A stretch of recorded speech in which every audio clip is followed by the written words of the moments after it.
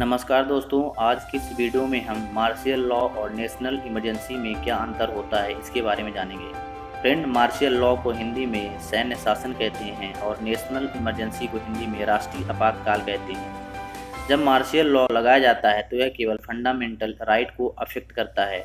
इसके अलावा जब नेशनल इमरजेंसी लगाई जाती है तो यह न केवल फंडामेंटल राइट को अफेक्ट करता है, इसके अलावा सेंट्रल स्टेट रिलेशन, सेंट्रल और स्टेट के बीच में जो पावर का डिस्ट्रीब्यूशन होता है और सेंट्रल और स्टेट के बीच में जो रेवेन्यू का डिस्ट्रीब्यूशन होता है उसको भी अफेक्ट करता है।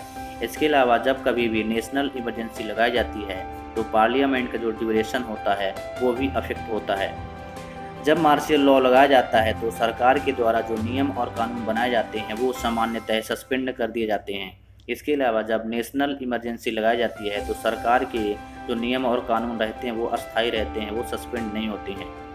फ्रेंड, मार्शियल लॉ तब लगाया जाता है जब देश के किसी पार्ट में किसी पर्टिकुलर एरिया में सरकार के द्वारा बनाए गए रूल्स एंड रेगुलेशंस को ब्रेक डाउन कर दिया जाता है तो उसे फिर से रीस्टोर करने के लिए मार्शियल लॉ लगाया जाता है। इसके अलावा नेशनल इमरजेंसी को तब इम्पोज किया जाता है, तब उसे लगाया जाता है जब देश में युद्ध छिड़ गया हो या फिर कोई आंतरिक विरोध हो गया हो, उसके बेसिस पे नेशनल इमरजेंसी को लगाया जाता है। मार्शियल लॉ को देश के किसी पर्टिकुलर एरिया पर्टिकुलर पार्ट में ही लगाया जाता है, इसे पूरे देश में नहीं लगाया जाता है। इसके अलावा जो नेशनल इमरजेंसी होती है वो देश के किसी पर्टिकुलर पार्ट के अलावा पूरे देश में भी लगाया जा सकता है। मार्शियल लॉ का भारतीय संविधान में कोई भी प्रोविज़न नहीं दिया गया है।